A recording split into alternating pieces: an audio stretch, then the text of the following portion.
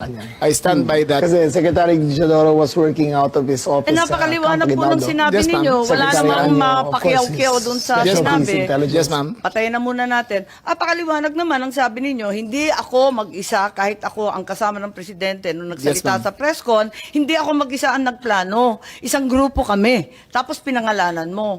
No, ma'am. Sinabi ninyo eh. I state, ma'am, again, executive privilege. But, ma'am, Walang executive privilege kasi binunyag na I ninyo sa must TV. state it.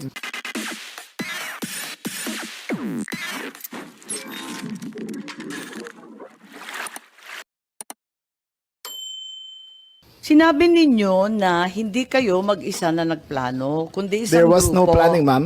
Pero yun ang sabi eh. There was, I said, hindi ako nagplano. Marami May kaming- isang grupo na ang nagplano. We were all talking about a rumor, ma'am. And that was all. So anong pinag-group effortan?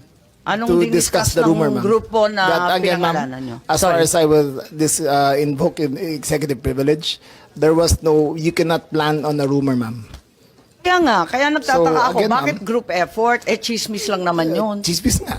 Ayun Yun na nga, yun. kung chismis, bakit mag-group effort pa? Tapos pinangalanan mo Ma'am, pa lahat na maraming nakipag-group marites sa effort. mundo to, ma'am. It was, Dabis naman yung marites, dami-daming it marites was a sa amin. discussion of a rumor based on the statement of the president in Hong Kong. It was heavily reported in both mainstream and social media. It is utterly unacceptable and unfair that my name is being dragged into an alleged grand conspiracy. I firmly deny any allegations of a grand conspiracy. In fact, the events in March 11 were spontaneous. As National Security Advisor, I was merely doing my job. However, I face all these accusations against my honor and integrity with firm resolve, knowing that I am on the side of the truth, and I was simply doing what I had to do. And in doing so, I upheld the truth, justice, and the rule of the law. Again, my loyalty is always to the country, to the Constitution, and not to any person. Thank you, Madam Chair.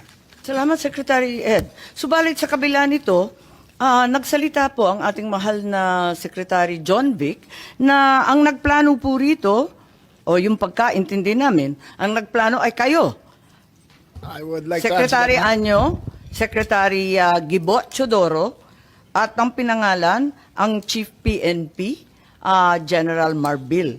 Parang apat yung pinangalanan sa isang interview ng ating Secretary ng DILG. Can I answer that, ma'am? Yes, please, you're recognized. The question was, who planned this? I did not state in any way who planned it. The meeting was of executive privilege. It is a conversation between the president and the ones I mentioned. There was. So what exactly did you say? Ano sinabi po ninyo? They Ang asked me- pagkaintindi namin, itong apat na pinangalanan, ang siyang nagplano. Kasi Ma'am, we're already invoking namin. executive privilege in this matter. Yes. We're invoking executive privilege in this Yes, matter. that's fine, but it's Yes. in the interview, and it's Yes, ma'am. public. It goes as far as the interview, ma'am. Yes, ma'am. That's Yes, I'd like to understand. I think your brother was I trying to did not explain state in any what way. he said in the interview, and I'm They happy to asked hear me it. if I planned it. I said it was not me. There were other people in the room, but we did not discuss any plans of any arrest. Saan nanggaling yung mga pangalan na ito? Ma'am, that again is executive privilege. Ma'am, let me Pero explain, ma'am. nandun- Let me nandun explain sa first, ma'am. interview po eh. Yes, yes, Ang ma'am. liwanag Let eh. me explain first, ma'am. We were discussing rumors of an impending arrival based Parang on hindi yung ganun ang dating sa amin eh. Ang pagkaintindi that is namin, the whole apat na truth, nagplano. ma'am. That is we were discussing rumors. Go ahead, ma'am. Patugtog na lang natin para maintindihan ha. What was and who was really on top of this? Kayo ho ba? Because during the press conference of the president, it was you and the president. Yes. So ikaw ho ba nagplano ng lahat ng ito? Hindi naman, hindi naman.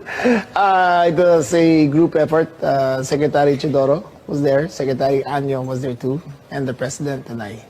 So, hindi naman ako. Ako lang ang I natira. stand by that, ma'am. Last man standing doon sa Malacanang. I stand by that. Kasi Secretary Teodoro was working out of his office. Eh, napakaliwanag po ng sinabi Yes, ma'am. ninyo. Wala Secretary namang Anyo, of mapakiyaw-kiyaw course, dun is sa Special sinabi. Police Intelligence. Yes, ma'am. Patayin na muna natin. Pakaliwanag naman ang sabi ninyo, hindi ako mag-isa kahit ako ang kasama ng presidente nung Yes, nagsalita ma'am. sa press con, hindi ako mag-isa ang nagplano. Isang grupo kami. Tapos pinangalanan mo. No, ma'am. Eh sinabi ninyo eh. I state, ma'am, again, executive privilege. But, ma'am, Walang executive privilege kasi binunyag na I ninyo sa must TV. state it very clear, as I stated very clear, that there was no mastermind. We were discussing mainly about what the president's statements were in Hong Kong, and it was based all on that statement, ma'am. Sinabi ninyo na hindi kayo mag-isa na nagplano, kundi isang There was no grupo. planning, ma'am. Pero yun ang sabi eh. I said, hindi ako nagplano. Marami May kaming- isang grupo na Ang nagplano. We were all talking about a rumor, ma'am, and that was all. Rumor lang yon. Yes, ma'am. Group effort ang sabi mo eh. Ang tanong niya kung ikaw ang nagplano, tapos sabi mo, There was no hindi, planning, group ma'am. effort. There was no planning, ma'am. Anong Earlier- in-effort ng group Ma'am, kapag hindi let plano? me make I think that we're intruding into executive privilege already, ma'am. I think that we please No, I'm respect just our... asking him to explain the media. Yes, ma'am. But Just it's already I'm a very thin confining- dividing line between what transpires in a room between cabinet members I will- and a media statement. But there's a very thin dividing line, ma'am. Understood. I hope that we can respect executive privilege. Understood, and the Senate and the Secretary Teodoro is fully aware. Every time there's a need to recess to executive session, I'm happy to do so, and I will do so when necessary. Pero ngayon, sinabi kasi sa TV, paliwanag naman ninyo sa atin kung ano ibig sabihin. Kasi ang sinabi, hindi ako mag-isa na nagplano, may grupo kami. They asked me if I had planned it. Sabi ko, I did not. I did not plan it. I said we were there, and not to skirt, ma'am, executive privilege. It was mainly because of the statements of the former president in Hong Kong that he said, in his words, ma'am, in Hong Kong, that, I think you have a clip, he said that, ang reading ko ay may ICC warrant of arrest na. That was the best of my recollection, ma'am. So anong pinag-group effortan? To Anong discuss diniscuss the rumor, ng ma'am. grupo na That, again, ma'am, pinangalanan nyo? as far as I will invoke in executive privilege, there was no, you cannot plan on a rumor, ma'am. Kaya nagtataka So, ako, again, bakit ma'am, group effort? Chismis lang naman yun. Chismis nga. Ayun Yun nga na nga, yun. kung chismis, bakit mag-group effort pa? Tapos pinangalanan mo Ma'am, pa lahat na maraming naging marites sa effort. mundo to, ma'am. Dabis naman yung marites, dami-daming It marites was a sa amin. discussion of a rumor based on the statement of the president in Hong Kong.